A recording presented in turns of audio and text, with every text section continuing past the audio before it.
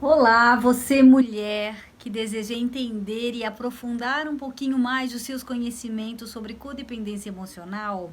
Eu sou Gisele dos Santos, psicóloga, e estou aqui neste portal para te ajudar a entender um pouquinho mais sobre essa forma disfuncional de se relacionar baseada na codependência emocional.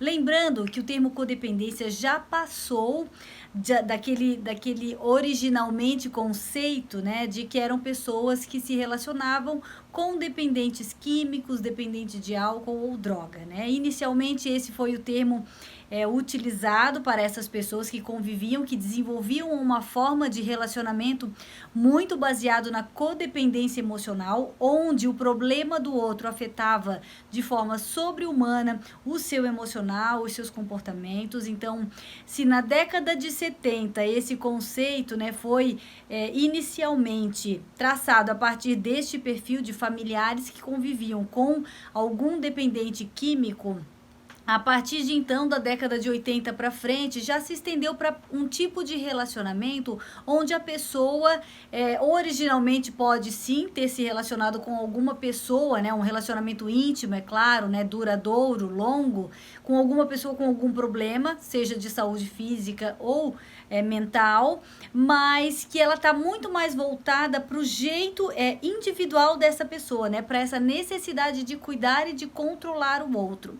Então, para quem teve a oportunidade já de assistir o primeiro vídeo sobre codependência, que já foi publicado aqui neste portal, eu falei um pouquinho sobre o que é essa codependência emocional e como é que ela se manifesta no dia a dia, né? Na maior parte das vezes, vem com uma queixa onde a pessoa, ela literalmente se percebe mais sobrecarregada, mais preocupada, vem com uma ansiedade muito forte muitas vezes, né? Relacionada à necessidade, ao cuidar, ao ato, não só o ato, mas o desejo de cuidar de outra pessoa além da conta, de se preocupar além da conta, de tomar o problema dessa outra pessoa para si.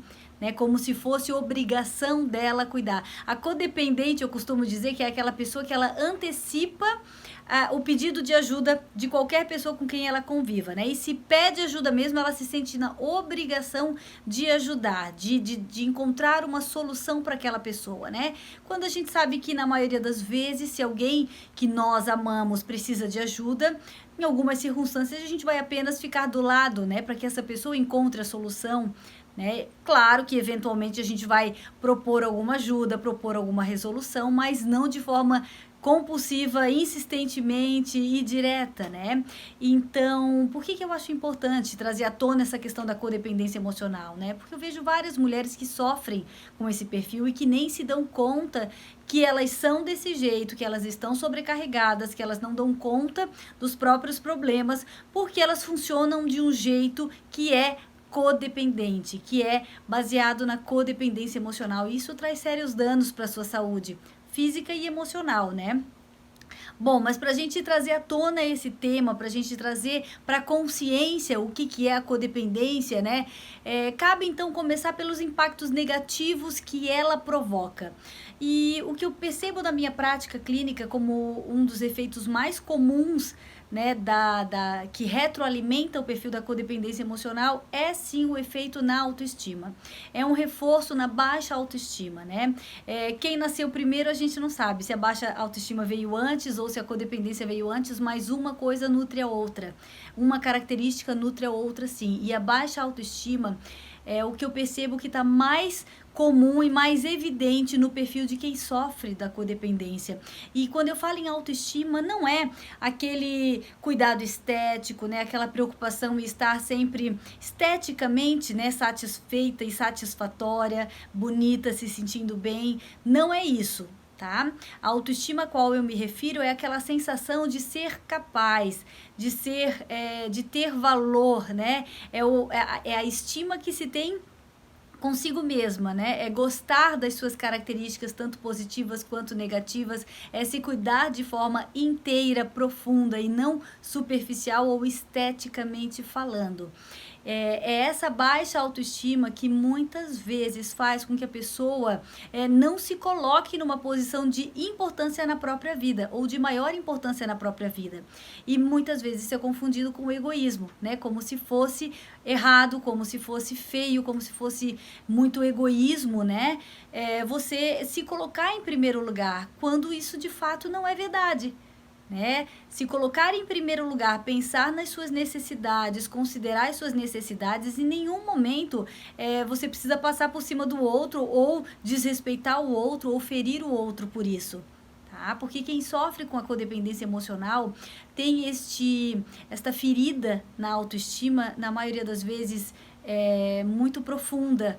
É como se se fosse um sentimento constante de que no fundo, ela tem menos importância do que o outro.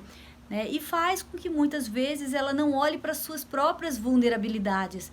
Vulnerabilidades essas que todo mundo tem. Todo mundo tem medo, fraqueza, insegurança, incerteza, dúvida.